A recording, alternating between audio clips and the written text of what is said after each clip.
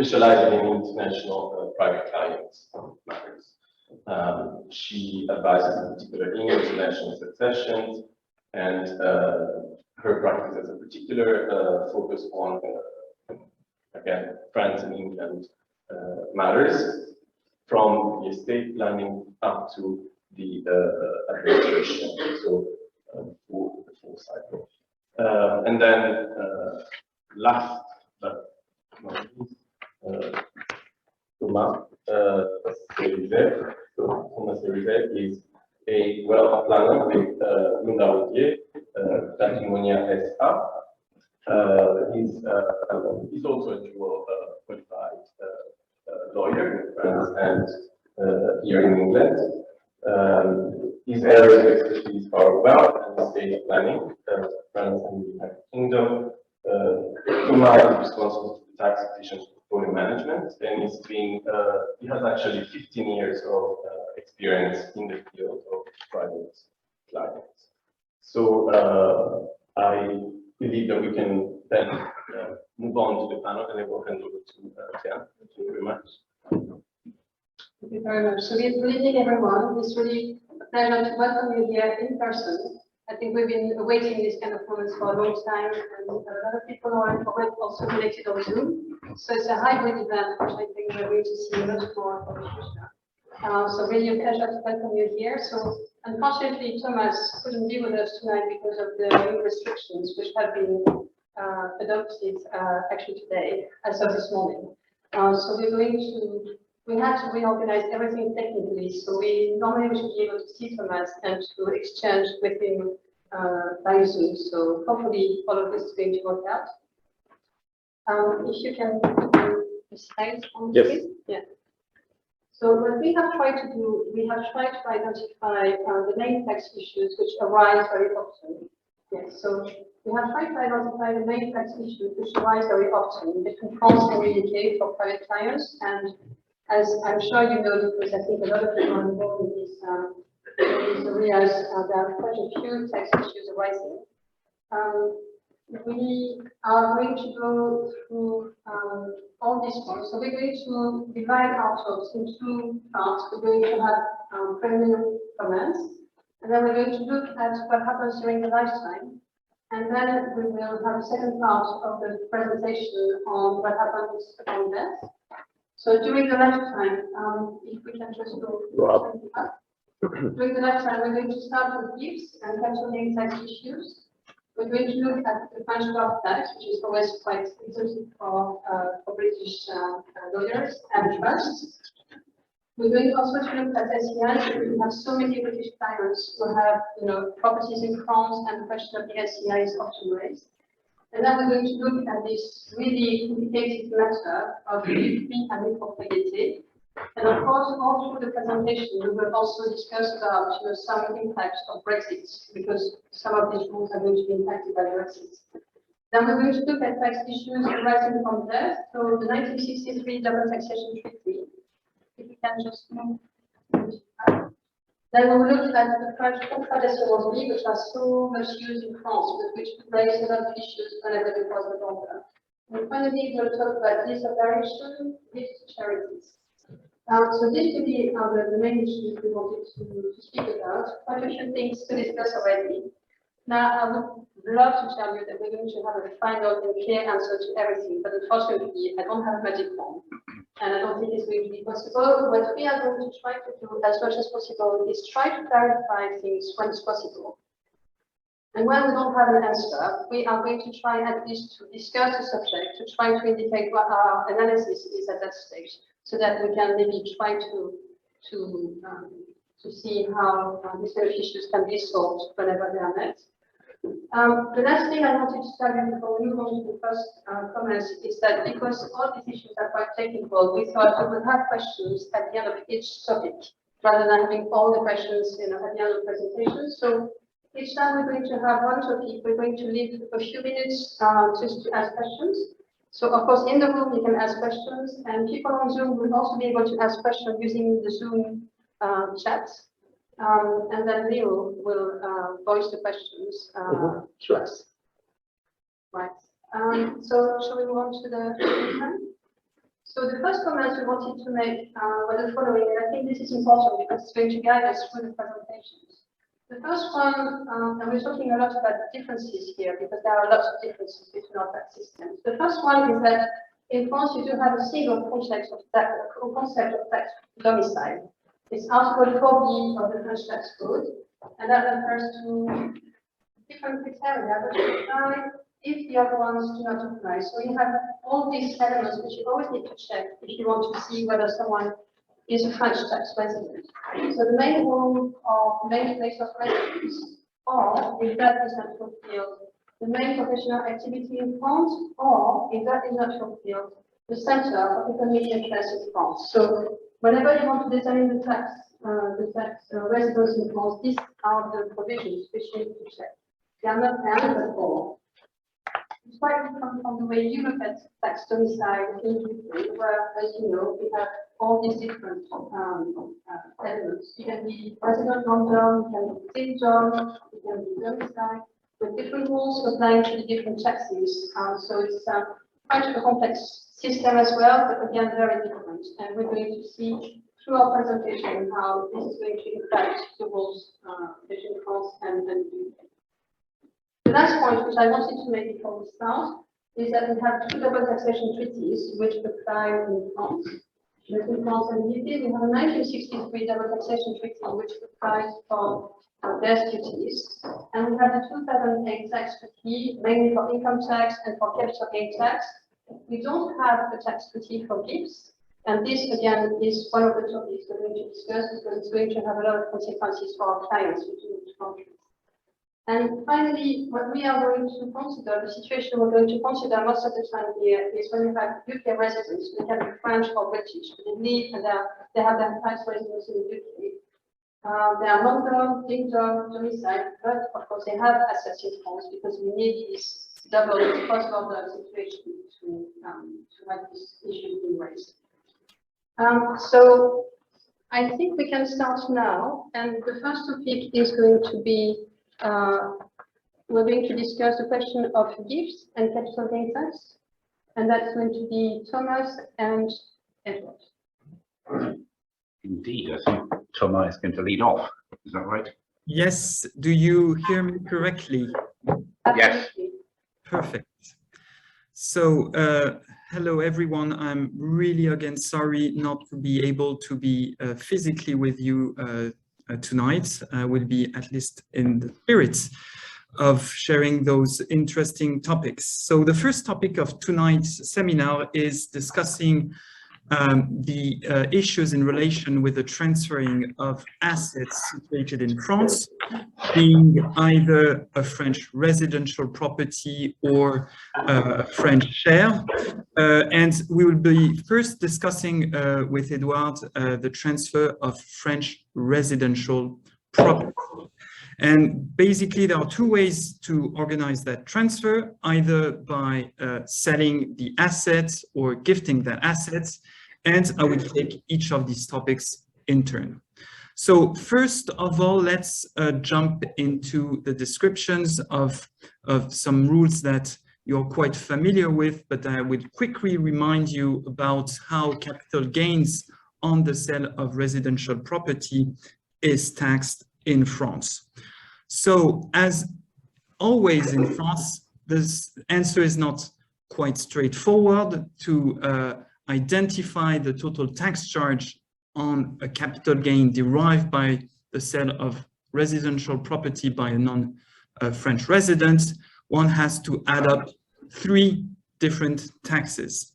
The first tax is the capital gain tax per se. The second one are the social charges, which are quite important for French individuals because we have a very successful and worldwide known health insurance system. And the last one is an additional surtax. So on the capital gain tax, the rate for non-resident individual is 19%.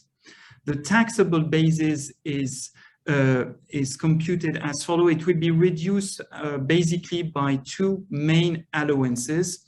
The first allowance is to take into account either cost in relation with the acquisition of the residential property.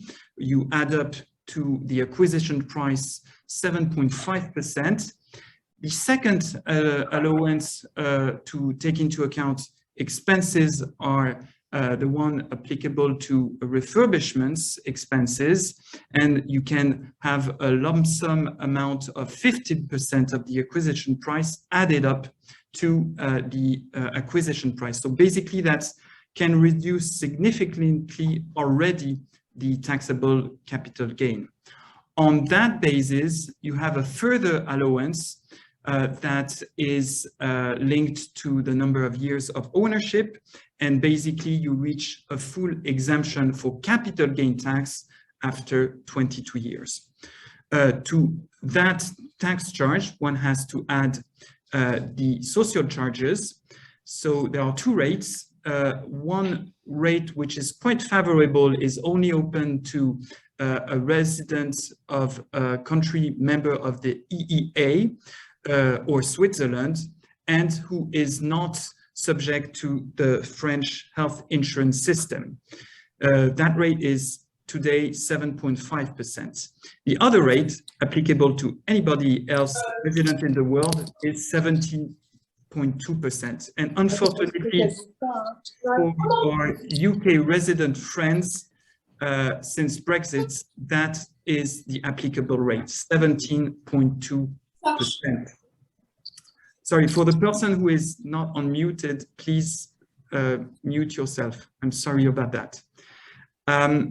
So to that gain, the gain for social charges is computed in a similar fashion as that for capital gains tax purposes.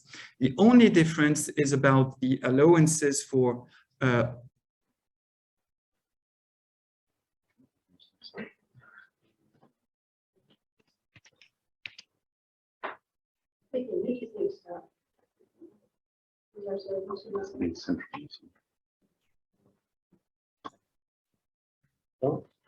Okay, I was punished for my comments.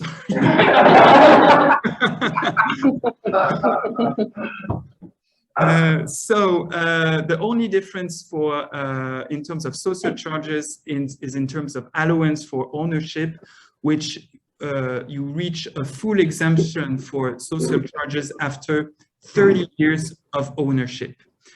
And if after all that you do have a taxable gain, and if that taxable gain is greater than 50,000 euros, then you apply an additional surtax, which maximum rate is 6%. So this is quickly reminded the main information in relation with the taxation of capital gains derived from residential property. So this gives us a rate of approximately 42.2%. The maximum marginal rate is 42.2%.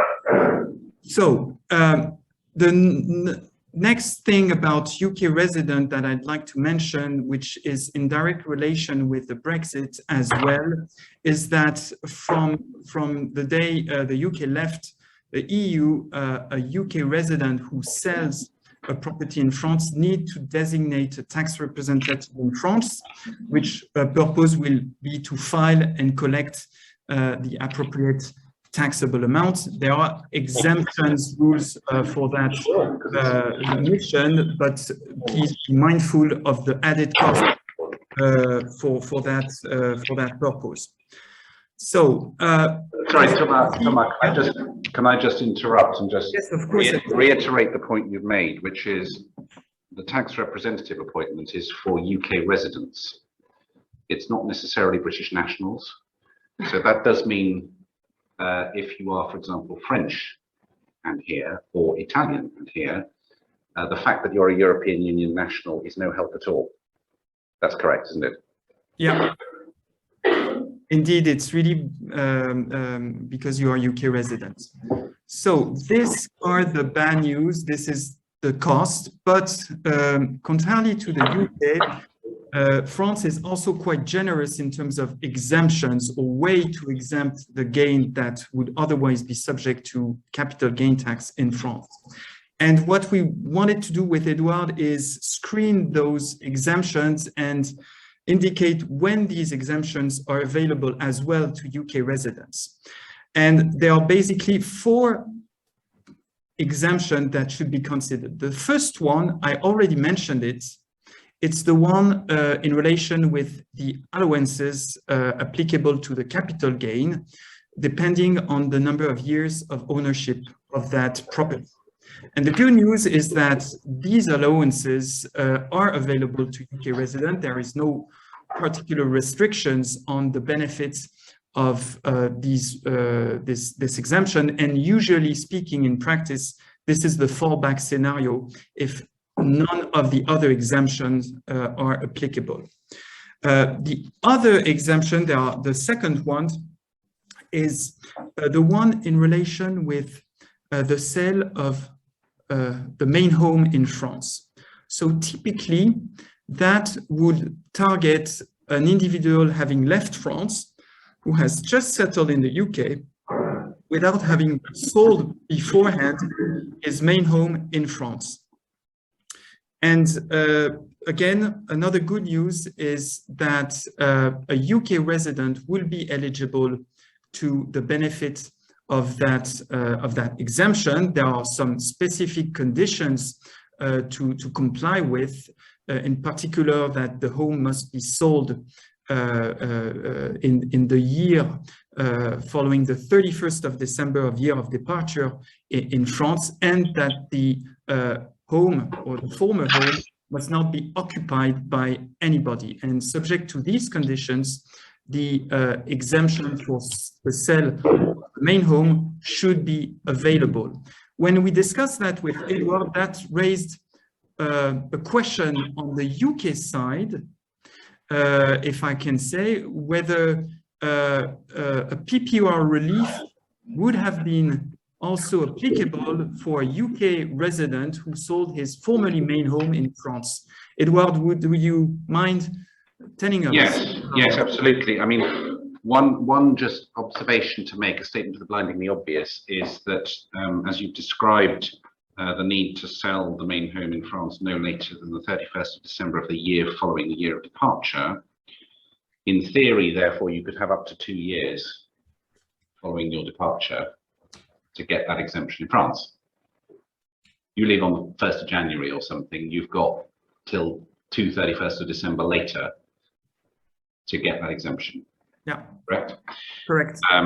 As far as the UK is concerned, the UK's exemption for principal private residences, or the relief for principal private residences, is mainly restricted for non-residents. And it isn't territorially restricted, so it wouldn't be a huge difficulty to get principal private residence relief in the UK for selling a principal private residence elsewhere, providing it does actually qualify as a residence and the principal private residence. Of course, the other angle to this is if in fact you dispose of it, but you are a remittance basis user and you don't remit, there isn't anything to pay tax on anyway. Now, whether that's a good thing or not a good thing depends on how that helps in France, whether it's provocative to the French authorities that you are claiming a remittance basis, and whether in fact you have some tax to pay in France which you quite like to credit in the UK. But that's just a bit of a statement of the obvious. Okay, so thank you, Edouard. The third exemption, which for some individual, or at least clients that may be in the private banking environment, seems quite insignificant, is the one granted to anybody who has been resident in France for at least 2 years in its lifetime, and who is selling a property in France while being non-resident for either during a period of 10 years following the departure from France, or in a year in which the property is not occupied.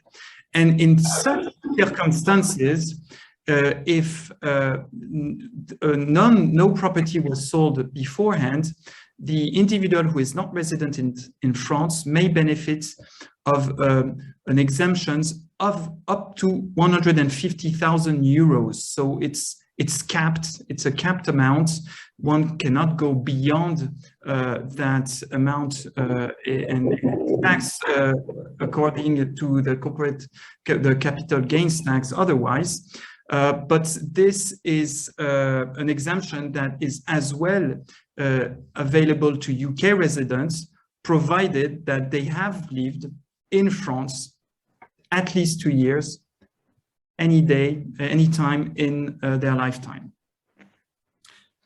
So do not forget that minor exemption. The last one, which is for me maybe the most interesting one, because it's a court decision was recently given on the benefit of that exemption to non-residents, is the one that is applicable to the following circumstances.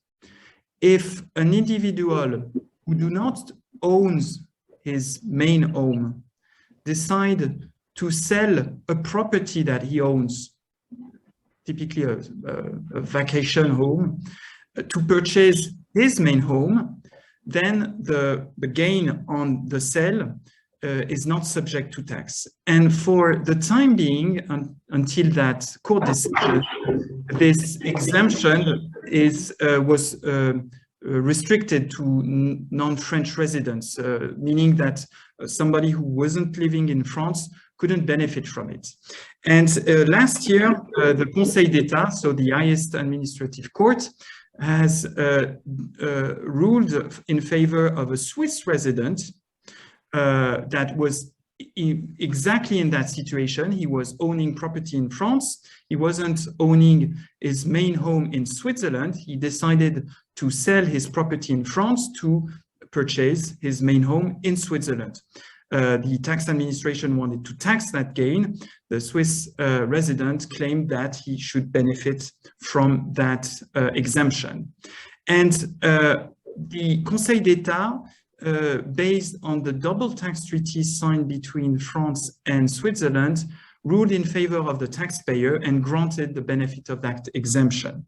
And the particular clause or sentence that should be spot to see whether one could benefit from such a similar decision is that if in the double tax treaty there is a reference to the fact that the gain derived from the sale of a property in France has to be computed in the exact same way as would such a gain be computed if it was a French resident who was selling that property. So that was in the double tax treaty signed between France and Switzerland. Unfortunately, I've not find a similar sentence in the double tax treaty signed between the UK and France, so the double tax treaty signed in 2008. So of those 4 exemptions, the last one shouldn't be available to UK residents. But in practice, it's a very specific case, so I doubt that one will encounter that situation quite frequently. Now, there are some other issues that are more connected to the UK, and I will pass on to Edouard. In particular, I don't know if you want to inform us about the specific issue about social charges that are charged on the gain, and to what extent one UK resident could claim benefits on his UK tax liability, should any arise in the UK. Yes, I mean, this is a continuing challenge. Clearly, the social charges which are charged in France are not something that we will ever charge in this country. Imagine the idea of charging national insurance on a gain. It just doesn't really compute in this country. So typically, the advice that we give is that the social charges in France are not of any assistance when you get to the calculation of the UK equivalent. They can't be credited. I haven't yet seen a situation where it's been possible to claim them as an extra expense, shall we say, of the disposal. I'd be interested if anybody has actually attempted that on the calculation. One of the observations I wanted to make is that clients often get a huge surprise when they realise that we are calculating the gains differently. And that sounds like a statement. Oh, gone off again. So I was sorry for anybody for whom the microphone stopped. I was just saying clients are often unaware that the gains are calculated differently in this country, which sounds like a strange statement to make. But by that I mean capital gains tax rules. The basic construct of the capital gains tax legislation is to calculate in sterling. And I have seen many situations where, in fact, there has been a disposal in France which has led to a loss. So there hasn't been the need to appoint a tax representative in France. The calculations in euros lead to no tax being paid in France. But because we are calculating in sterling, depending on how the currency has moved, there may in fact be a gain to be paid in the United Kingdom. So we are taking the same basic approach, which is the disposal proceeds minus the base cost. But if that does show a gain in sterling, it doesn't really matter what it's doing the other side of the channel. And it does come as a bit of a surprise, to which the short answer to a client is, well, it's all very well being upset about it, but you are actually better off because of your euros. You may not understand that psychologically, but you are better off because for euros, and we are charging the sterling gain. Would you like to move on to the question of the gift tax, because we only have a few Yes, we were done with this part of the gain, the explanation around gain. So about gift tax, so the other way to transfer an asset is by giving it, and quickly in France, again, this is some information that you already know. There is a gift tax in France, and the transfer will be subject to that gift tax. The gift tax rates will vary according to the relationship between the donor and the donee.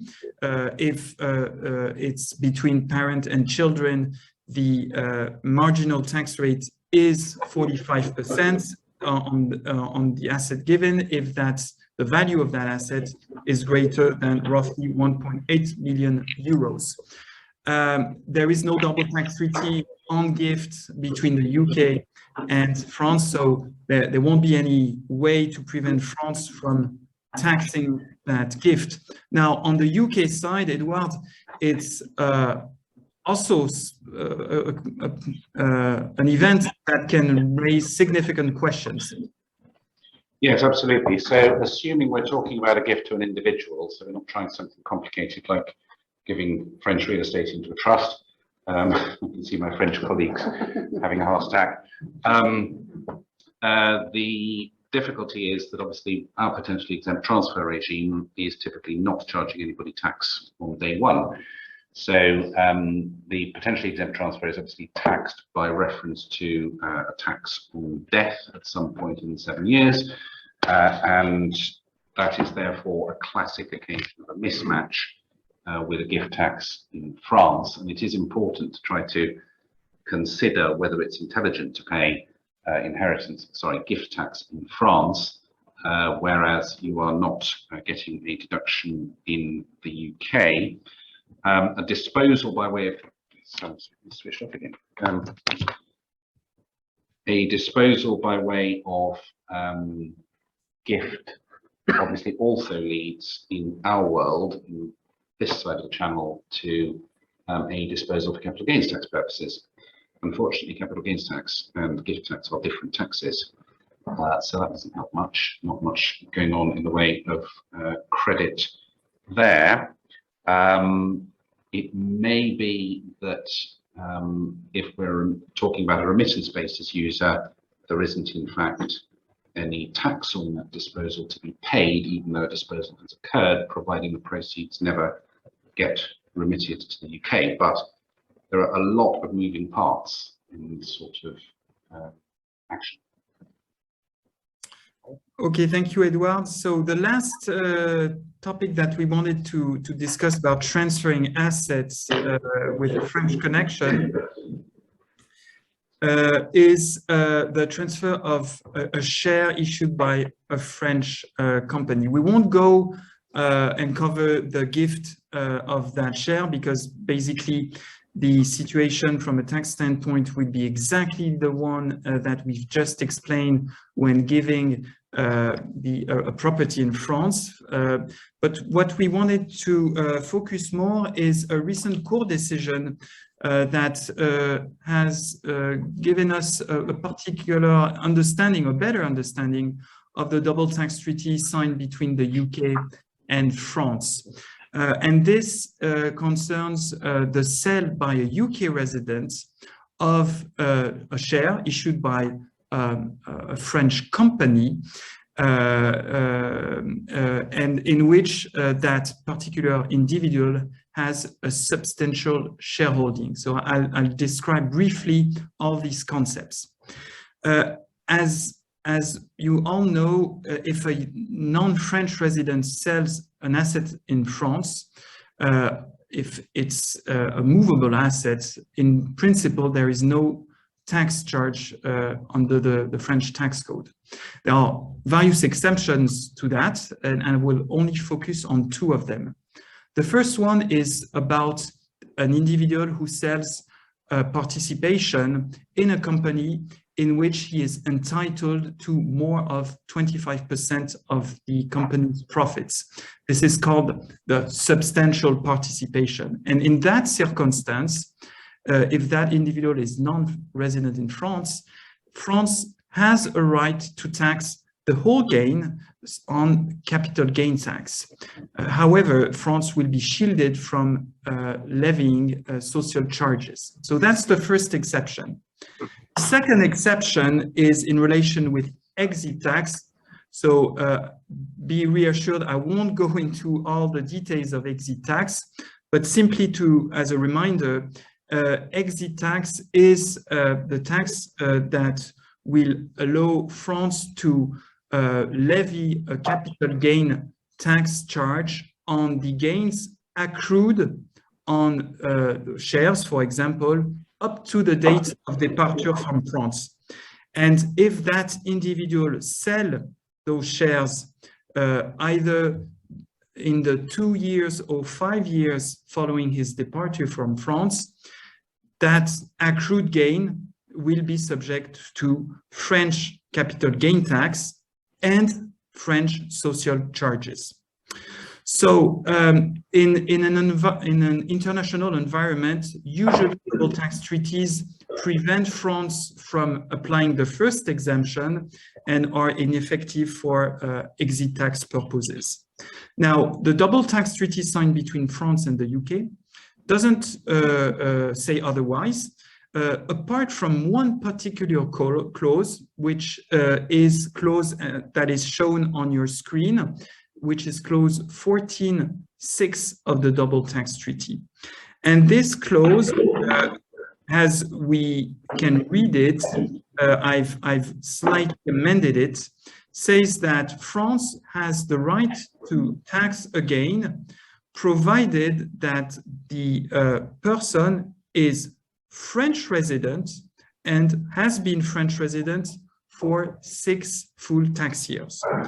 When you read that, and when you cross-check that with the purpose of this clause, which is basically, I want the French government, I want to be able to tax a gain realized by a non-French resident, you are a bit surprised to see that one of the triggering factors is for the seller to be in fact resident in France. It makes no sense. And it's clearly an error in the drafting of the clause. However, there was a litigation, and this position was challenged by a taxpayer in France. So there is a court decision was decided a few weeks ago. It was a decision of the 19th of October 2021, whereby a taxpayer who left France to settle in the UK decided to sell the shares of his company, and he was the sole shareholder of that company, so definitely above those 25% threshold. And he claimed treaty benefits on the basis that he couldn't be opposed by the French tax administration the application of the anti-abuse rule because he was not resident in France.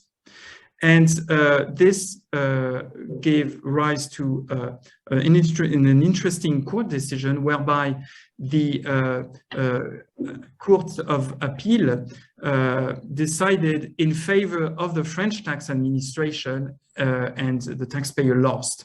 And this clause must be read as follows. So France will keep a right to tax either if the seller is resident in France, or if it's not resident in France, if the seller has been resident for the last 6 tax years in France. So clearly, this is a good news in a way that it gives a clear understanding of this clause, but also it's still interesting for taxpayer to consider the application of this clause or not. I will try to explain briefly in which circumstances this could be of interest. What at this stage you must have understood is that if, yes? Could we just ask you to be very, very brief, because we are running out of time already. So. I'll sum up in a sentence. Okay. In some situation, if the sale occurs before the 6th year of residence outside of France, in some situation, by claiming the benefit of this anti-abuse clause, in fact, a taxpayer resident in the UK will be in a better position than not claiming it. Typically, if that taxpayer is subject to the exit charge, he will be, by benefiting from that anti-abuse clause, he will be able to save tax on social charges. So depending on the circumstances, what seems to be a bad news is in fact sometimes good news for a UK resident wishing to sell his shares in a French company. I'm done with my part of this seminar for the time being. Thank you very much, Thomas. So we can see that this raises a lot of questions. Once you have determined where taxes have to be paid, which is already complex, then you can see that you have different taxes, different taxing events, and different issues arising on each side of the channel. So really important to really consider all these points when we are advising clients. Now, do you have any question on these questions of capital gains and gift tax? Yes? I was under the impression that there had been a discipline considered up. It said that social charges and sale of a property in France by a person who is no longer resident in France, albeit a French citizen, will not applicable. Why not? Applicable. So we, Thomas, maybe you want to, did you hear the question or shall I? No, sorry, I didn't catch the question. So the question is, do we have a decision of the Conseil d'État indicating that in some circumstances the taxation in France will not arise? Well, the circumstances are, say, it's by a non-resident. If when there is a sale by a non-resident for social contributions. You know, French national law. Yes. French national law. Who is no longer benefiting from the. Yes, there was. This is the Ritter court's decision a couple of years ago. Indeed, this court decision prevented France from levying the full social charges, so the 17.2%, if the seller was resident in a country member of the EEA and not subject to the French health insurance system. Since the UK left the EU, the question arises as to whether that position is still true, and if we apply strictly the law as it is today following this court decision, one cannot say so. Is that position challengeable? Probably yes. But today, the UK being out of the EU, my understanding is that they are subject to the full social charges rates without a possibility to benefit from the lower rates. And I seem to remember that originally this was challenged precisely on the basis that within the European Union there is a single social security directive, and you can only pay social security charges in one country. So the theory would have been, whilst we were members, then it would have been not chargeable by France if you were resident here. That rule was used to try to overturn the previous regime, and my recollection was, Thomas, that France simply redrafted the rule to make it compliant. Yeah. Exactly. Can I just quick? Yes. Can I just make a very narrow but practical point from experience in dealing with property? That you mentioned the ability to deduct refurbishment costs, and the big caveat on that is that refurbishment and general maintenance or renewal, there are different nuances in France From here. that are totally different to here. Yes. Yeah. So that from a practical point of view, Yes. anyone who is purchasing a house and is likely to go through that, I think should have advice at the Yes. beginning, as it were, as to keeping a dossier of what is tax deductible in And that, terms of capital gains tax if you get rid of the property. and I that say point, that from bit of personal experience. and that point would also apply in the case of a rental business, because the deductibility for a French rental business would not necessarily be the same as the deductibility for a UK rental business if you've got tax on both sides. Should we move on to the question of the wealth tax? Tax, yes, Should we move on to great. the next slide? Yes, 1 second. Thank you.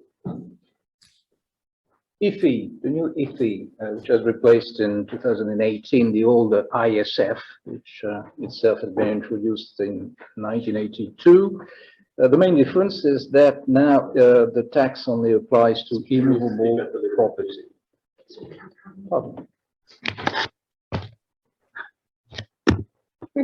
Immovable property only, immovable property which is non-business property.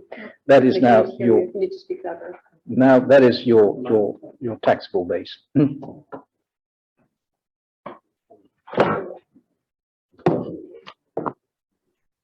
Okay. So non-residents of France are taxed only on their French property. French residents are taxed on a worldwide basis, same system as previously. This includes immovable property held directly or indirectly, so through corporate structure, SCI, limited company, or whatever type of chain of ownership you design. They will see through that and want to tax the property itself, basically. Again, that's nothing new. That's the old ISF. The value taxable is the market value, same again, as self-assessed on January the 1st. Self-assessed is always a bit tricky, so speak to your estate agent now and then. It is now declared with income tax, funny enough, and it's online. So bit tricky if you're not used to it, but you have to create an account and go online and pay on. Except that, no more paper unless you can demonstrate that you are really adverse to computers or live in some remote place with no access at all. The household, the foyer fiscal, still includes well, spouses, civil partners, and also the children. Some children can be very wealthy. Children as dependent, of course. The ban system is still pretty much the same. The threshold has been increased to 1.3 million, but the ban still kicked back to 800,000. It goes back to the old historical ban system. To give you an example, a property worth 2 million triggers an fee of 7,400 exactly. And if you have 2 million for a second home. Not as bad as it seems. Deductions and reliefs, you have the taxe foncière to make a huge difference. You used to be able to deduct la taxe d'habitation as well, which is the other tier of the council tax, basically, you would call it here. You deduct the IFI itself for the year, so there's a bit of math. You have to create a mock taxation of your IFI, then you deduct that figure from the, so the 7,400 actually a bit less. Mortgages, that is a big difference. It's very popular to borrow money to avoid paying the tax. Typically, you go to Monaco, you put 2 million on a bank account over there, they give you 2 million, and you buy a property 2 million. And you roll forward like that over the years. I had some clients who never paid any IFI or at the time ISF because they were permanently in debt by 2 million. So that is now gone. You can only deduct the mortgage on the purchase of the property, or remortgage, just it's a one-off. Or building works, or they allow you to do that. So if you want a new roof or a swimming pool, yes, you can borrow money. They will look at it. And what is important is that in interest-only loans, you have to amortize the loan. You have to recreate a capital and interest loan. It's a bit of math every time. And this over a period of 20 years maximum. So every mortgage is basically over 20 years, you like it or not. That's the new system. So to give you an example, I had my 2 million still. Normally after 7 years, say, you will still be deducting 2 million over the old system. Now it's actually only 600,000 in my example you did it. Ouch, that's a big difference. That's a big difference. And again, over 20 years max, up to 20 years, you cannot just borrow money again, useless. And to make it worse, if you do that in excess of 5 million, you can only deduct 60% of what you borrow. So 3 million, 5 million, basically. Everything above that, you can deduct still, but only half of it. So it shrinks, it shrinks, it shrinks. So I'll give you more math.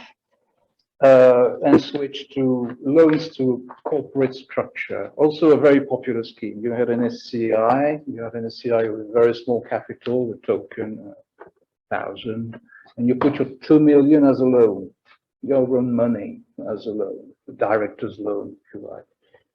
That was fully deductible under the old system of ISF, I keep forgetting now, because it was regarded as an investment. An investment were exempt. So people actually were only taxed on their 1,000 capital, 0. That also is gone. I mean, they now see through if you are not borrowing on a commercial basis, that is to say, from a bank, family loans, loans granted by a trust, we've seen them all. Will be disregarded. And what I think happens we if caught you, up with time, didn't we? Any Yeah. questions? well, what happens if you are UK residents and you have a house in France, You only pay on that house in France. on that house in France. You do not pay on your UK property. Yeah. Until you relocate to France for good, and there again you're taxable as previously on a worldwide basis. But only on immovable property, that is the difference. But that's where it's interesting. If you are a French person who's lived in London, you relocate to France, you've kept the London property at its inflated London values. That's quite difficult, isn't it? Yes, there is, however, a catch here. For the first 5 years, you will only be taxed as previously on your French assets. That is to encourage repatriation, which is the opposite to expatriation. I would like to see our wealthy French coming back home. We don't want to demolish them too early. But this is an interesting point, because when you advise clients in the UK, you would never think about the wealth tax and the impact which it may have if they want to move to France, because you think during the first 5 years, they are not going to be taxed on the asset outside of France, but after 5 years, if they have quite a few assets outside of France, the tax bill can be quite high this year, and it actually goes worse when we come to trust. The new taxation and reporting obligation. I mean, in my notes, I'm sorry. Again, this is a new one, supplementary budget 2011, 10 years already, having said this. Well, previously, traditionally, trust is not a concept of French law. It's not in the French legal or tax system. So there was a great uncertainty as to the treatment of the trust whenever the courts were confronted to it, which happened. So it was down to the judge to make up his mind as who is doing what, and the notions of settlor, trustees, beneficiaries, this was all a bit mixed up. They had, however, managed to a very interesting decision. I reformulate. One was saying basically that when you have a discretionary trust, the money is no longer in your estate. That was the first I remember, and the other one would be that in terms of inheritance tax, basically you would look at the relationship between the settlor, the original settlor, and the beneficiary, and tax it as an indirect gift to it, which was not silly at all, actually. So this was the approach. I was still very uncertain. So this supplementary budget 2011 clarifies, we hope, the taxation, even doesn't make it better. And it's also an anti-avoidance provision, because they introduce a series of reporting obligations which are actually in line with the EU Directive 4 and 5 and DAC 6 even. They want to know who is doing what, I mean, who is the ultimate beneficiary of the arrangement, and tax accordingly. I think that is the idea. So the new article 792 obis, that's his name, pretty awful, includes a very broad definition of trust. So it catches everything, basically: declaration of trust, settlement, will trust, everything that's called a trust here would be caught by it. But not only, I believe this also catches some other types of institutions. Like the German-speaking part of the world, you have the Anstalt, the Stiftung, the Foundation. I mean, every time somebody is holding money for somebody else, you have a trust from a French perspective. So, in terms of territoriality, it's the old article 750 we mentioned it earlier. They have tweaked it a bit. So wherever the settlor is domiciled in France, the beneficiary is domiciled in France, or the assets are situated in France, this will kick. basic principle is that the trust belongs to the settlor. The trust fund belongs to the settlor for all tax purposes. So for gift tax, inheritance tax, and IFI, it's the settlor's estate. And it will be taxed on his death, even if there is no distribution of assets to the beneficiary. That is the main principle. And then the beneficiary in their turn will become settlors, deemed settlors, and will be taxed in their turn when they die. Every generation like that will be taxed. So generation trust, so you have a family mansion house, which is in a trust, it's been there for centuries, will actually be taxed every death of his lordship. The next one, and the next one. That's the system. So it encourages distributions, actually, not to keep the assets within the trust, because if there is a distribution, it will be normal tax that applies. So between parents and children, you have this band system, is fairly generous. The maximum is 45% above 1.8 million. It's okay, but if there is no distribution, then it becomes more complicated. If there is a share, again, which is attributable to an heir, somebody within the bloodline, they will again tax you, but at the maximum rate between parents and children, which is 45%. And if it's not clear, and it's usually not clear, especially if there is an element of discretion, there is an override power of appointment, it could be 60%. Put it that way. By default, it's the rate of 60% that applies, even between spouses, even between parents and children, just because it's not clear. It's all a matter of wording. So distribute. Fortunately, the double tax treaty applies to trusts. So if a settlor, if the assets are in the UK, there's no tax. France is not allowed to tax. Like for the normal distribution. Remember, in the double tax treaty, you concentrate on the donor, on the deceased, not on the beneficiary. So it's not a bad place to be, the beneficiary of the trust in France, provided the trust does not. But you have reporting obligations.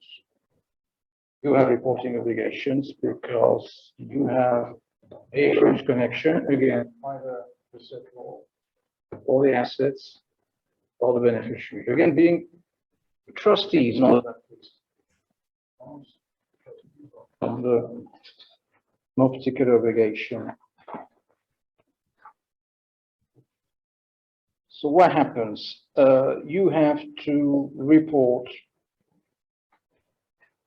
continuously every event affecting the trust, affecting what we call the economy of the trust. So a distribution, more money being put to the trust that is affecting the economy, or you change the appointment, change the trust. That has to do in 30 days.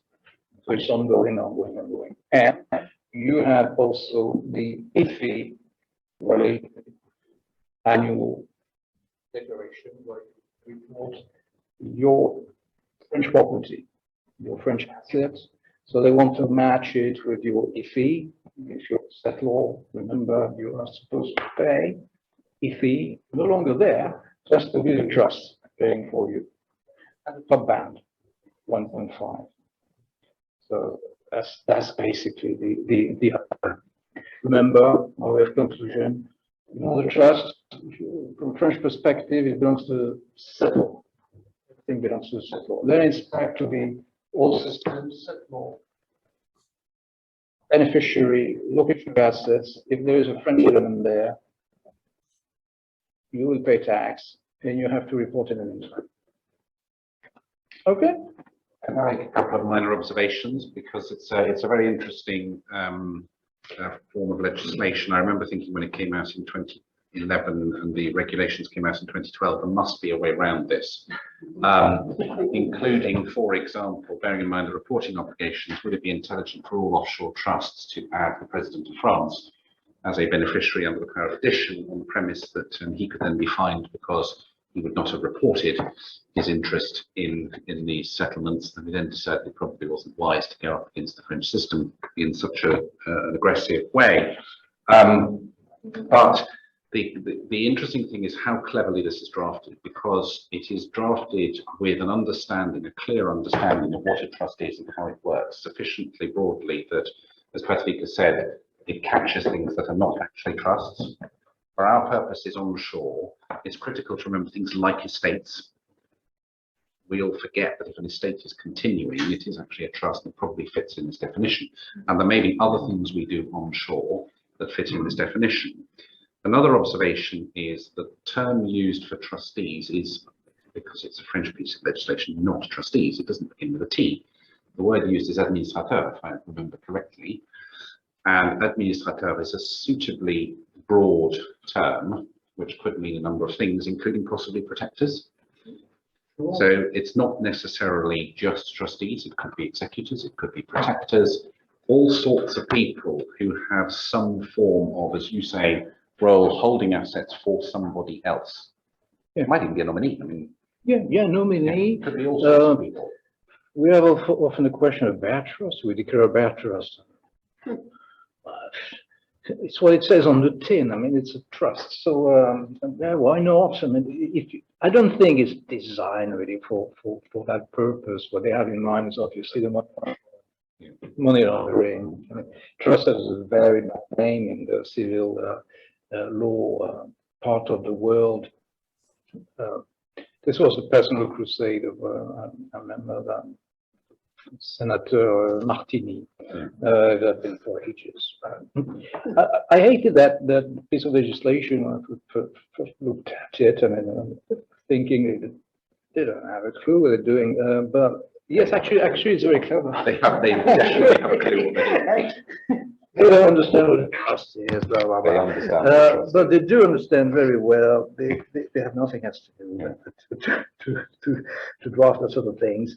And it's yes, pretty solid, actually. But I think also what it does is it provides a proper compliance mechanism, because the big guns are fired at trustees. So trustees who are non-compliant face significant fines for not complying. I am a trustee of trusts with French beneficiaries. I have reported myself dutifully, and I should probably report. Maybe it's not the intelligent thing to report on a recorded event, but they have not corresponded with me once. I haven't had a single letter back from the French tax authorities in reference to the reports that I have made. Same here. Same here. I don't know if anybody reads them. I don't know. We have to comply with lawyers. We religiously keep complying. Yeah, but I think my beneficiaries have had discussions. Another observation is a lot of offshore trusts went into a blind panic and started selling every single French asset that was directly held. So it's pretty common nowadays to find overseas trusts in the Channel Islands or wherever having a specific restriction on direct holdings of French assets to avoid having to comply where there are typically no other connections with France. Or sometimes even excluding beneficiaries who have their tax residence in France. Yes, yes, absolutely. I mean, we had a lot of discussions with French colleagues at the time in about 2012 about whether a generic exclusion of anybody who was French resident at the time being was going to be successful. The preponderance of opinion that we got back was it probably wouldn't entirely work, because the French authorities might take the view that it was entirely within the beneficiary's control whether they were French resident or not, so they could bring themselves in and out of the beneficial class simply by moving in and out of Article 4B of the Code Général des Impôts. So it would be too straightforward to exclude yourself by that process. A little comment on mismatching. Obviously, this is very cleverly attributing the trust fund for tax purposes to either the actual settlor or a deemed settlor who has replaced and is standing in the shoes. So you've got typically either a gift going on because distributions happened, or you've got an estate because someone's died. And so one way or the other for the big events, the big life events of a trust, there's a direct transparency. Of course, that's totally different from the relevant property regime here. So if you take an average trust in the United Kingdom, which is paying 20% and perhaps another 20% on creation and 6% every 10 years, etc., totally different here. I mean, it's just chalk and cheese, which means that where there is an overlap with France, we have got a bit of a challenge. And therefore, if you know that an overlap is going to happen, you have to ask yourself what you should do about it, including possibly getting rid of the trust as far as it relates to the person moving to France. I think it highlights also the importance of getting some advice before you move to France, so that the right advice can be given on time. We normally advise clients to come to see their lawyers at least 6 months before they move to France, so that you have time to actually not only advise but implement solutions before they actually come to France and the notice dies and you cannot do anything anymore. But this provision is incredibly creative. It's one of the cleverest pieces of legislation I've seen, and therefore we have to think about it in quite a broad sense. Don't just think, where's the T word? Can I see an actual structural trust, which of course is what the law's about, but things sort of slightly broader and around the periphery. Absolutely. I remember 10 years ago, because the law actually kicked as early as the 31st of July 2011. It was voted on the 29th. That was when the reporting obligation started, contrary to what we believe. It started 1st of January 2012. There was this sense of panic, especially offshore, trying to remove all beneficiaries or French assets from that trust. And we had no forms, did we? Too late, mate. We had no forms. We had no forms, so we created the forms. I created my form. I was very proud because I saw that the one that was issued was strikingly resemblant, actually. We have a question from someone in Zoom, which is, I'm going to read it, I'm not sure I understand. What effect does the possession of a carte de séjour have on whether you're resident in France for tax purposes? Who knows? It's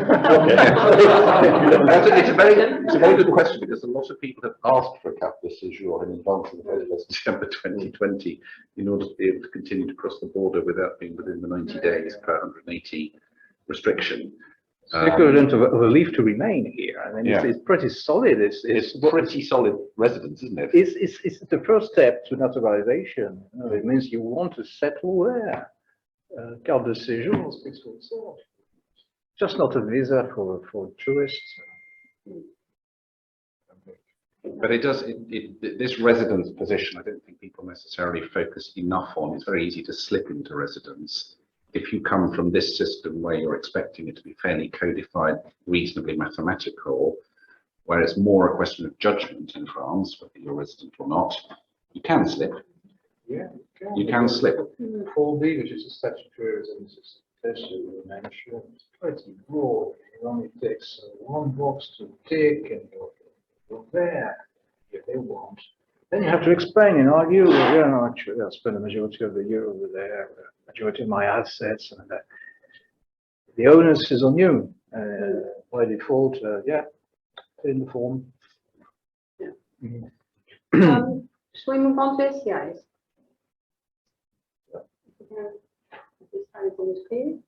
So SCIs, I mean, I'm sure you all know about Société Civile Immobilière. They are very, very widely used in France for the real property. Lots of advantages from a legal point of view and from a tax point of view. From a legal point of view, they have a great flexibility. Basically, you do whatever you want in the bylaws. It's really very open and can be adapted really tailored to your client's situation. You can give really wide powers to the managing directors, the gérant. And so it's very often used for parents actually having assets which they want to pass on to the children. And they are keeping a lot of powers and control during our lifetime. So it's a really good tool. It's a good way also to protect the assets which are held through the SCI, because you can actually include, and we do it most of the time, you include provisions, specific provisions in the SCI bylaws, saying that if someone else than the descendants of the beneficial of the shareholders becomes entitled to some shares in the company for instance, at the time of a divorce, then you need, for instance, the unanimous agreement of the shareholders for that person to become a shareholder within the entity. And that's a really good way of keeping people outside of the entity and of protecting the assets. So it's also very good for this. And it used to have a great impact on succession law. Yes, it did. I mean, it was one of two possible solutions to try to avoid the application of the reserved shares in France before the implementation of the succession regulation in August 2015. I suspect it's been much less used since the ability to use the law of nationality came into effect, because it's not completely straightforward to use an SCI over here from a tax perspective. I mean, no, they're not necessarily terribly favourably viewed by the UK tax authorities. Yes. So I don't know whether I should go more into that, but Maybe in a few seconds, but at least we know that this way of structuring assets, which we used to use very often before, is, as Edward was saying, much less used, because then you can make choices of succession law, of English succession law, and you can actually have English succession law applying to your SCI shares very easily. Now, this is a good moment to make a small parenthesis and talk about the new droit de prélèvement compensatoire in France. I'm sure you've heard about this new catastrophe, which fell on our head when we actually came back from holidays in August. So basically what happens is that we used to have a droit de prélèvement many years ago. It actually dated back to the 19th century. And it was terminated in 2011, if I'm correct, because of a decision which was made saying that it was not compatible with the French constitution. But now we do have a new droit de prélèvement, and basically this is what happens. You have two conditions to be fulfilled for this droit de prélèvement to apply, and the link, which was what we were saying, is that it applies when the succession law is not French law. So for instance, if you have a choice of English succession law, then the question is going to arise. So when the deceased or one of his children were habitually residents in one of the European member states, or have a nationality of a European member state, and if the succession law is not French law and does not know forced heirship rights, then basically the child has a right to ask for the forced heirship rights, which he would normally have on the French law, to be applied to the French assets. So you have two conditions to be fulfilled, and it's two cumulative conditions. Now, one of the good consequences of Brexit, because we do need to find some good consequences from time to time, is the fact that because the UK is out of the European Union now, this first condition will never be fulfilled if you have UK nationals living in the UK without any passport within the European Union, and no children living within the European Union. I think you're grasping at straws here. You're really grasping at straws. This is a limited situation. Well, not forget it. The problem is that with Brexit, a lot of UK nationals actually, try to acquire European nationalities. So the situation is much more complex now. They're all Irish. But at least it's better than if, than it would have been many years ago, because this first criterion would have been, fulfilled. So whenever you have, if you don't have this first criterion, then you don't look at the droit de prélèvement and you're off the hook. So that's the good news for this. So it was just a small parenthesis, but because this is really something important to take into account when you advise clients now, we just wanted to talk about this very briefly. So just to expand on it very slightly, my understanding is that this was brought in because it's brought in under the law for strengthening the principles of the Republic, so-called, and it was brought in, I believe, to deal in their minds with Sharia type laws. And the problem with that is that, of course, Sharia type laws do in fact have a reserved share. Yep. So arguably this doesn't work on the target it was aimed at, but it does work against us to the extent that we don't have the forced right to inherit. And you mentioned that the previous one was demolished because it wasn't in line with the Constitution, but this has been through the Constitutional Council and survived. No, because this specific provision was not raised before the Conseil Constitutionnel. It wasn't raised, but No. they didn't raise it themselves. They didn't raise it themselves, but this means that we are just awaiting some litigation to start to actually bring this before the Conseil Constitutionnel. So hopefully we won't have to bear this for too long. And possibly somebody might attack it in Europe as well. Yes, exactly. So just a small parenthesis, but we thought it would be important to talk about this. Now, these are the legal advantages of the SCIs, but it also have a lot of other advantages, mostly from a tax point of view. And the great advantages which we have is the tax transparency. So when you have an SCI, whether you're looking at income tax, whether you're looking at capital gain tax, it's not the entity which is taxed in itself, although it is an entity for legal purposes. It is actually the shareholders who are taxed directly in accordance with the rights they have within the SCI and in accordance with the EVAS. So it's really interesting because you spread actually the tax burden of the tax consequences within all the shareholders. And it's also interesting because as Thomas was mentioning a little bit earlier, you do have a lot of exemption for capital gains issues in France, which can also apply when you have SCIs. But the problem is that when you cross a channel, it is not viewed in the same way. No, and I think it's worth noting for the purely perhaps English practitioners in the room that this is one of the, it's not a mystery that this is called a société civile. We don't really distinguish between our companies. We have one type of company essentially, which is a limited company, and that's all you need to know for the UK. There are different types, many different types of company in other systems, and this being a civil company is designed more as an asset holding vehicle. My understanding, Diane, is that if you do certain activities in it, you can actually make it opaque for French purposes, but that may not be a very good idea. So you could convert it into an opaque entity. The UK tax authorities in their entity classification rules, which obviously are not gospel, but are the conventional way that they would look at most situations, do label an SCI as opaque. So if you want to go up against the HMRC line, be my guest. But you'd have to have somebody with deep pockets able to display why in a particular case, it does happen occasionally, people will argue these cases for LLCs, but why in a particular case you might be entitled to transparency.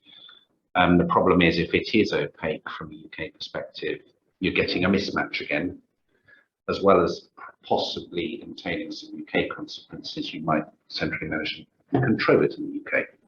It might therefore be subject to UK corporation tax. There might be a whole series of unpleasant consequences which combine with the mismatch with the French system. So it is really something to approach with great care if there are going to be UK residents involved. One possibility is doing the sorts of anti-central management and control activities that you would do for anything else, ceremonially meeting abroad, having directors that are only abroad, etc., but it isn't easy. No, it's really something that we always try to do when we have UK residents having real property through SCI. One of the points which we always try to implement is to always have SCI meetings abroad in France and not in the UK, because we understand the impact which that may have on the tax treatment in the UK. And arguably it's easier to persuade HMRC about the reality of that, where it's a vehicle like this that actually owns real estate, because you go and meet at the real estate to talk about the real estate. So it isn't quite as difficult as it might be with, I don't know, a trading company. One of the other points also, which is interesting, is that on the French tax law, the fact that the shareholders actually enjoy the property and benefit from the property doesn't have any tax consequence, doesn't create any income for the entity, because we have that specific provision in the tax code on that point. But of course, viewed from a UK point of view, it's you don't have the same provision. No, it's head in the hands moment. It could be, it could amount for dividends, it could be benefits in kind for shareholders. I mean, it just isn't the easiest thing ever. There have been a variety of attempts to get HMRC to change their position on this, to get various sections of the law changed, and it's never been successful. So again, one of the very useful tools which we have in France, but we have to be careful when we have cross-border matters because it doesn't always work very well on the other side. One other, do you have any question on this? Yes? Okay. Purely a French context. Can you use you said that SCI to reserve to the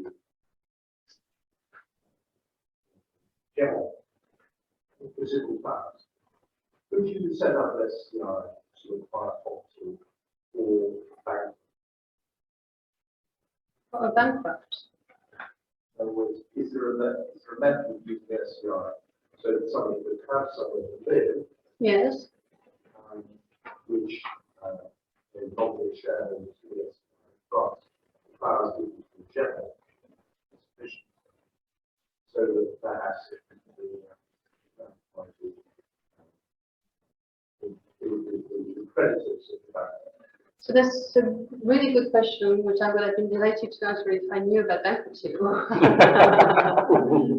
I mean, Do you have any idea? it sounds like Well, you're generally, when you sign the statute, it makes you declare that you are not bankrupt or full capacity. And so things Complicated. pushing it a bit hard there. Yeah. Yeah, in France, well, bankruptcy only applies to commerçant.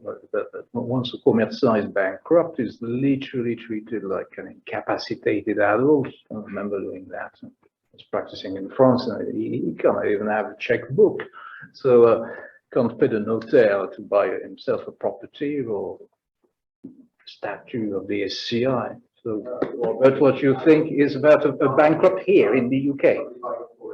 Yeah. I wonder if it might be possible to do it with a démembrement, so you could do an usufruct for said person. With permission of the court of bankruptcy, everything you want. You have to ask permission. Yeah. Well, let's move on to usufruct propriety. That's another legal concept in France which is really very, very widely used.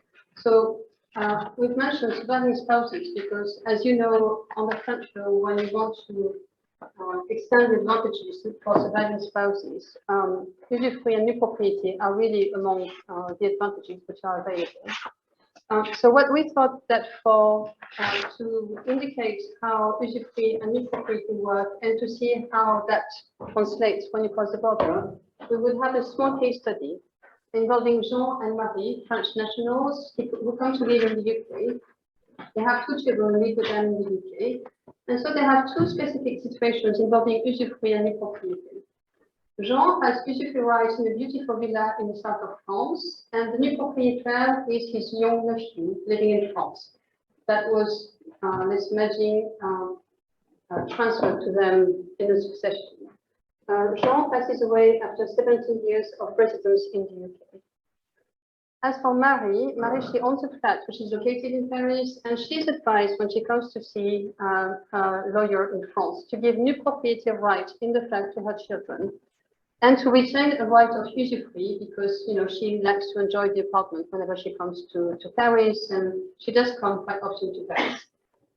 She makes this donation before the French notaire after 12 years of tax residence in the UK, and she does continue to use the flat for her regular stays in France.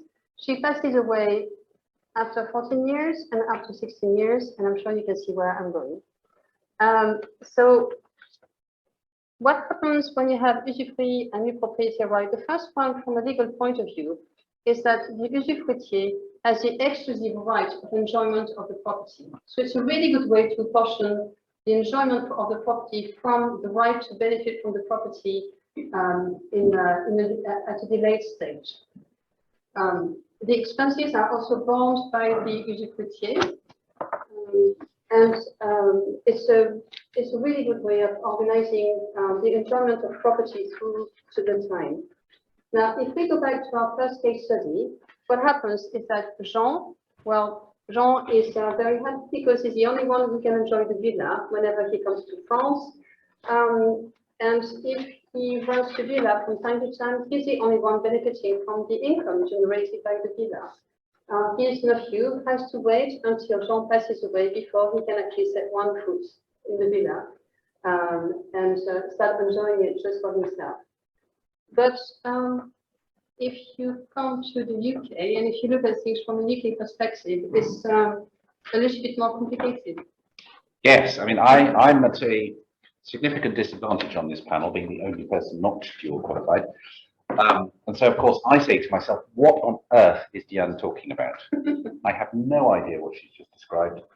We just don't know what an usufruit is in England. If I have any Scottish colleagues in the room, you may, of course, know what Diane's talking about, because there are rights equivalent to an usufruit, I'm told, in Scotland. So the real struggle, therefore, is, joking apart, how does one reconcile this type of direct legal property right with a system like ours that is operating on a completely different distinction? So if you think of this as being a chronologically driven distinction in the rights, both of which are legal rights, with the English process, which is more like a horizontal division based on legal and beneficial ownership, we have to try to do a reconciliation between the types of right, the manifestation of these rights, and what we would get in England. So is this like a beneficial tenancy in common? Yeah, probably not. That's more like an indivision. Is it like an annuity? Is it some right to the income generated by a capital? Probably not. Is it like a lease for life? I mean, I've not really ever dealt with a lease for life because they have adverse tax consequences. Is it some form of sharing arrangement, or is it like a settled land act, strict settlement? I'm just old enough to have practiced before those were abolished in January 1997 for future. So the reality is that these are probably most closely associated in our minds with a life interest, an interest in possession in a fairly conventional trust. A nue propriété, which is the right of the nephew in Diane's first example, would be closest to a remainder interest. And just to note in passing that one of the great attractions of remainder interest is that it's excluded property for inheritance tax purposes normally. So that could be something that's quite advantageous. The problem is the creation of these things, point one, and what happens on death, point two. Exactly. So on death, if we take our closest analogy as being an interest in possession trust, everybody in the room will know that post pre-2006, but post-2006, under the inheritance tax legislation, it's entirely possible for a variety of reasons the usufruitier has got a right in England which is equivalent to the capital value underlying it, which is completely different from valuation in France. Yes, Totally and utterly different. Yeah, the variation is really also very interesting in France because you are going to actually value the right of usufruit and propriety in accordance with the age of the usufruitier holding the rights. And so we have a special, there's a special table at Article 661 of the French tax code, indicating that the older the usufruitier is, the more expensive, the more variable the right of nue propriété is. But let's imagine in our example, when Marie gives, the rights in the property in the French apartment to her children, let's imagine that she's 50. But actually, because she's going to retain the usufruit, it's a really good operation from a French tax point of view, because it's going, the rights are going to be valued for half of their value. So she's actually going to be able to transfer more rights to her children without having to incur tax consequences. But of course, you don't have this analysis of things in the UK, and you don't value things on that basis. No, we don't. So we will value the life interest on the death of the usufruitier as being the equivalent of the market value of the property, whereas, as I understand it, there isn't a tax charge at that point when the usufruit is extinguished in France. Good. Yes. Can you sell if you are the beneficiary of an usufruit? Do you mind if we have the questions at the end? Yeah. In 2 minutes, but I think it's a, We'll hold that it's thought. a really good question. Yes, hold that thought. So with our friend in the first example, if he dies by the looks of it deemed domiciled, let's forget actual domicile, but he's deemed domiciled in the UK, it's entirely possible that the value of the assets underlying usufruit are within the taxable estate in the UK, which is a bit of a shock. When it comes to creating an usufruit in the first place, it may be that if Marie is not domiciled, which is the question that is sort of implicit in this example, then because that creation is over a non-UK asset, there isn't much to worry about. However, were she deemed domiciled, or were it some kind of other asset that might be attached to us, you would regard that as being a lifetime chargeable transfer. Now, a lifetime chargeable transfer is a bit of a challenge because it will generate a 20% charge here, followed by a 20% charge if you fail to survive for 7 years. And the property, the whole property itself is arguably, I mean, how HMRC is going to police this, I don't know, but it's arguably within the relevant property regime. So that is interesting. It may also be still within the estate of the constituent, of Marie in this case, because she may have reserved a benefit.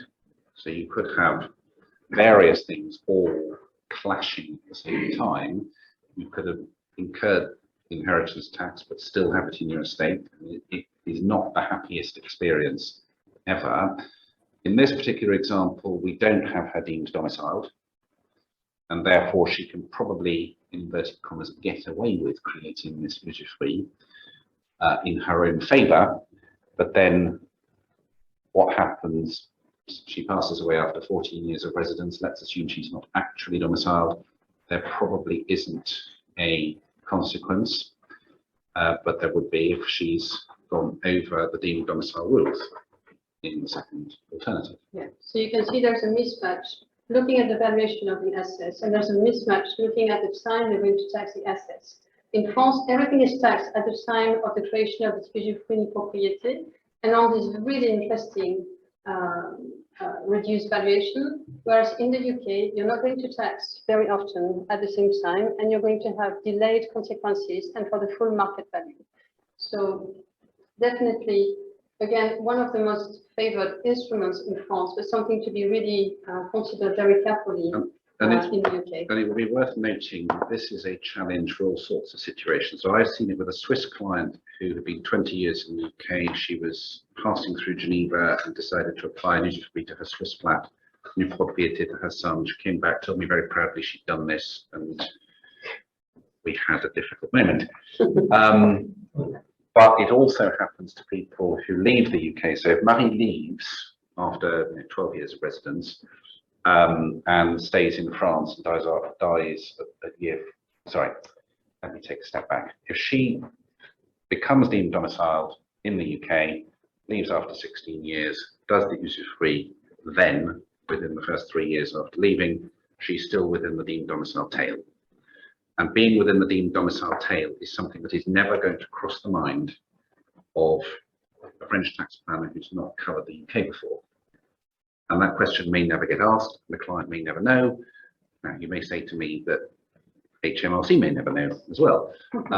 But it's worth just checking these status questions again and again and again, because the consequences are considerable in pure financial terms. It would be wrong of me not to mention that there are one or two commentators out there who quite rightly argue that HMRC are making a very stupid interpretation here and are wrong, who also argue that HMRC's interpretation is based exclusively on a straightforward French usufruit applying to land. So they don't deal with quasi-usufruit, they don't deal with usufruit in Switzerland or Chile or Argentina, where it might be different. But having said that, I know people who've tried to argue this with HMRC and never quite survived the experience. HMRC will maintain to the death that this is a settlement for inheritance tax purposes. Of course, they will also maintain to the death it's not a settlement for capital gains tax or income tax. Just to be completely inconsistent. Would you like to ask your question? So, you are the beneficiary of this instrument. your children with benefit on your death, would you be able to sell the issue free and move the issue free to another property? You mean, would you have the right to sell the property alone? Is that your Do question? you have the right to sell the property within this? So you can would? buy another property, not to sell it and squander the money, but to buy another. To transfer it like in a trust. Like you would in Yeah. just, no, no. Well, you would, but you would need the agreement of the new propriétaire. You would be able to sell it, but only if you had the agreement of the new propriétaire as well. The agreement of the. The remainder. Yeah, the remainder, Children. yes, Your exactly. inheritance. Yes. Yes. Yeah. Exactly. Well, the inheritance, but at least the person holding this right of usufruit while you are being the usufruitier. So because all of them have property rights actually on the property, if you want to sell the property, everyone needs to agree. So everybody has to. Yes, yeah. Not have the agreement with people who they eventually inherit. Yeah, well, the people, they're not, the thing is, they're not, so I think what we're having is a semantic debate. They're not inheriting. Basically, They're not inheriting because they already have the right. Yes, So all they that's have happened rights is that the already. top right, which is the enjoyment right, is extinguished. It's just that the right is being, the enjoyment of the right is being delayed until the death of the usufruitier. It's a right in rem, and that's the fundamental difference with the notion of trust. Right in rem, I mean, it's a share of ownership. You really own It's right in the property, really. They The already have property. a right. Yes, yes. the children and the parents. They have a share. If they sell the property to a third party, they will split the proceeds accordingly. So nobody's going to buy your usufruit alone. Can be done. Theoretically, it can be done, but that person who buys you out is at risk that you drop dead the next morning. It's worth nothing. You see, that never happens. So what can happen in your case is that you sell your usufruit, they sell the property, and you do it again. Each contributes his own share on another, maybe not as big property, and And you will know actuarially what each person's share is. yeah, it's all on the deed, it's all documented, and it depends, I'm sorry, on your age. It goes down every 10 years in value, but you have something, you really own something from a French property law perspective, not just the debt that you have.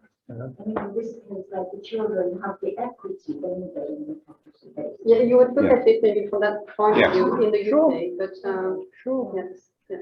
The best thing to remember is that if you sell, you both, new propriétaire and usufruitier, your share to a third party, you walk away with something in hard cash.